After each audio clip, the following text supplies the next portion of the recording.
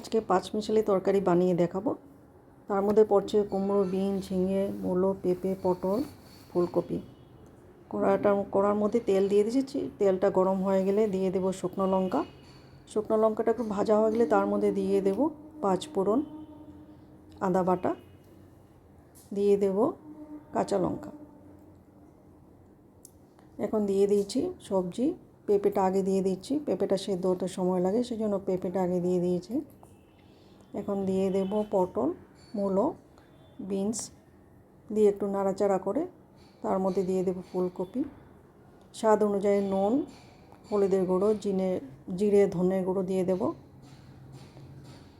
বাদাম ভাজা দিয়ে দিয়েছি, বাদাম ভাজা দিলে খেতে ভালো লাগে। তার মধ্যে এখন দিয়ে দিয়েছি ঝিঙে, কুমড়ো, টমেটো। ভালো করে নাড়াচাড়া করে একটু ঢেকে দিতে হবে সেদ্ধ হওয়ার জন্য।